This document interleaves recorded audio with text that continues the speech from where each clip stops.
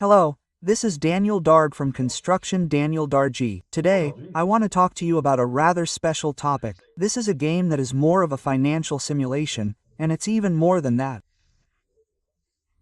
Well, in my opinion, it's something that will help you develop yourself both internally and socially.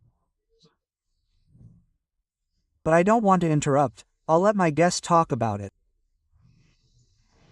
It's Thierry Pasquier, who is the inventor of the game. Hello Thierry. Hello Daniel. Thank you for accepting my invitation. It's a pleasure. We're going to play together. Well, yes, I wanted to invite you because when you told me about your game, I think it's been about a year since we talked about it, but I hadn't seen it in person. And when I met recently and we played with friends, well, that's when I discovered all the potential of this game and especially that it applied to real estate investment, construction, securities, management, art, and all sorts of things. So, can you tell us a little bit about what prompted you to create this game? Well, I was working with young people who had dropped out of school and were returning to adulthood. And often the only goals they had in life were to make money to buy a fast and dangerous car, cell phones and so on.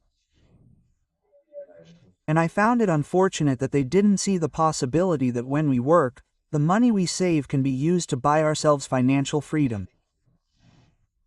Because I have to clarify, I know you personally, but I would like people to get to know you a little bit too. You have a rather unusual background. You originally have the human aspect but also the professional aspect. Were you a pharmacist in France? Yes, I obtained a doctorate in pharmacy in France, but I was unable to practice when I arrived in Quebec because of professional exclusion. And then after that, well, you had other experiences. I did lots of jobs, from vacuum cleaner salesman to general manager of a health and wellness magazine. You do indeed have a great sense of creation and innovation, and that led you to create. I discovered that it's not what I discovered when I studied pharmacy, but I discovered that I liked it and that playing is the best way to learn, and with young people or adults, it's still the best way to learn because you have fun while you're learning. What makes me? Could you tell me a little bit about the goal of the game called Riche and Conscient? What is it? How does it work? Tell us a little bit about it. Well, it's about understanding the financial strategies that we can implement in our lives, and often these are non-financial strategies. We generally don't know where we're going from one paycheck to the next. That's one point. It's also about identifying the obstacles. We've tried to earn money or whatever, but often we have conditioning from our family, our parents, our culture that prevents us from accumulating money. There's something stopping us. I don't deserve it. I was born for a small loaf of bread, etc. So that's a second point. And the third point is to develop the reflexes that will lead us to succeed in moving towards this financial independence.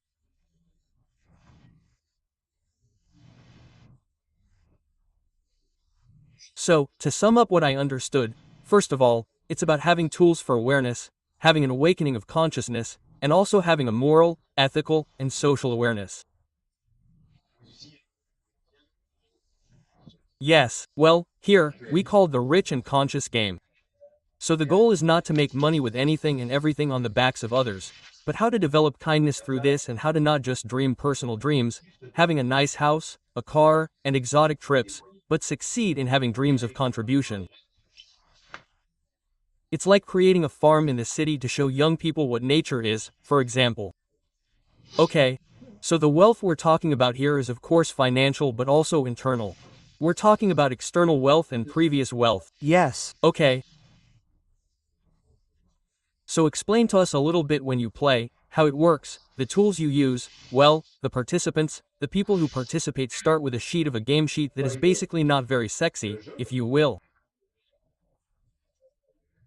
We haven't reinvented it. It's always the same thing. There is a box here for income. The income that the person has.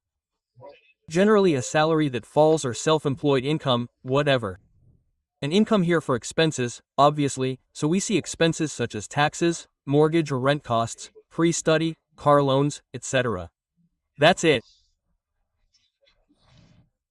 And then an asset column that is generally quite empty for everyone, and a liability column that is generally filled with credit card bills, mortgages, etc.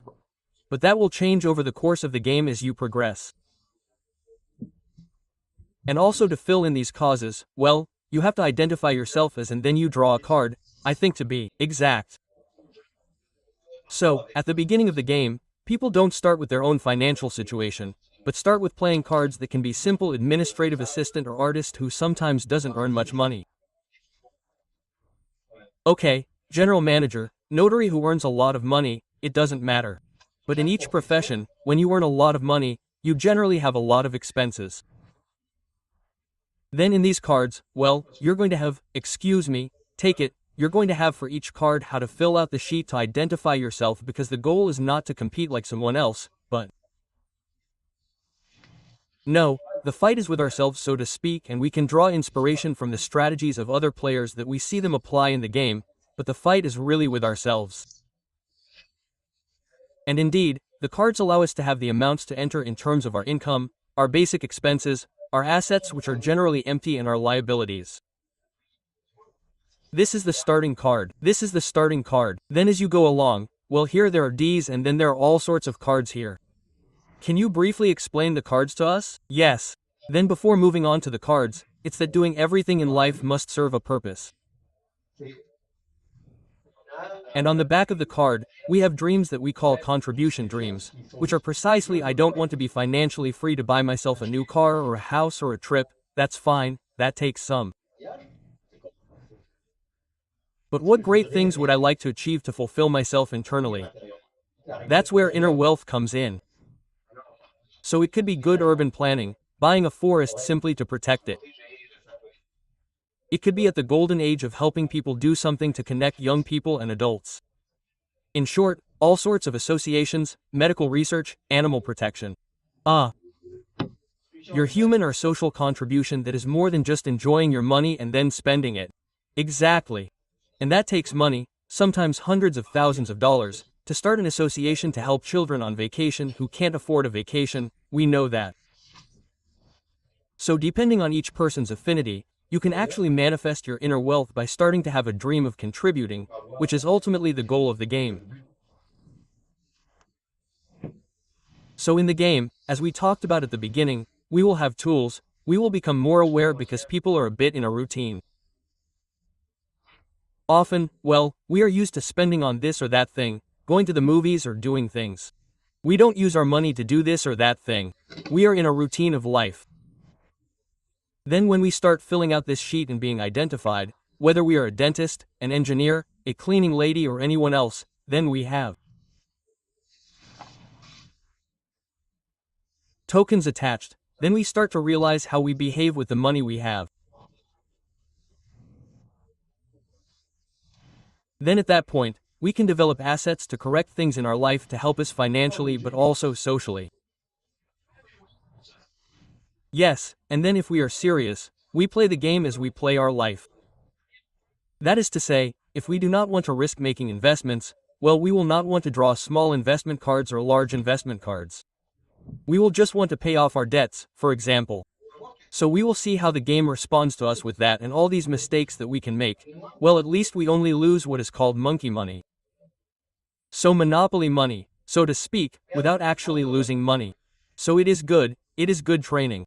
Good training and obviously playing with chance, if we can say so. By moving on to the different causes, we will come across causes of expenses. We can't avoid those. Then the expenses will send us, errors like anything. Here, I see an error from your accountant. We still owe $450 more in taxes or, furniture balance, everything has to go. It's so nice he floors, even if we have everything we need at home, we're going to go there and we're going to spend more money. So it adds to our budget and we are still forced to spend. Then there are other types of cards that you even have to share the information with other participants who can benefit from it. Yes, whether it's for furniture or real estate investments, you can participate, you can share your information because it helps others move forward on their own path. Then you have awareness cards that help you see what your strengths are, what qualities you can have to look for financial independence and also your limits. So what is blocking you in terms of the thoughts we might have? As we said, I was born for a small loaf of bread, it doesn't help us move forward. So these cards in the game also block us or help us move forward more. Then I just want to go back a little bit. You told me that you created the game in 2006 and then you sold a few. Yeah, well it's about 550, 600 copies. We lost some of the stock. But still, you still sold several games, almost 500 games and more now. Yes. And now, well, you're thinking of joining an investment company. Yeah, that's the goal. We gave training in the classroom, right? People learned theoretical data, but in the afternoon they played with the game and then, well, once they understood the mechanism, they could go as far as filling out the game sheet themselves at home with their own financial statement. So, it's often a bit of a difficult job to get out all the paperwork, to see how much I have left on my mortgage, what's going on. And often people are modest about their finances. They don't want to tell you if the amounts on their game sheets are too high or too low. If they live on welfare, well, in that case, it's not complicated. They just have to multiply the amounts that are too small. Well, if all their amounts are small, they multiply that by 2 or 3. If the amounts are too large, they divide them by 2 or 3. Because what the game sheet and the game do is that it's just the relationships between everything. You have to multiply or divide everything. So you can take your own data and keep it confidential, and then at the end of the line, you see how you improve compared to the game. Exactly. And that's a plus compared to simulation cards because there you realize that no matter how dramatic your financial situation seems, when you play the game with the right reflexes, you realize that you can get out of it. I remember someone who was going to play the game the following Tuesday but was not going to go bankrupt. So she had to meet a bankruptcy syndicate who had already made her an offer and where she had to pay 2,000, that was euros per month to start paying off her entire business. Then they left with their financial situation in the game and they realized that it was a couple who were not able to pay it off throughout the game.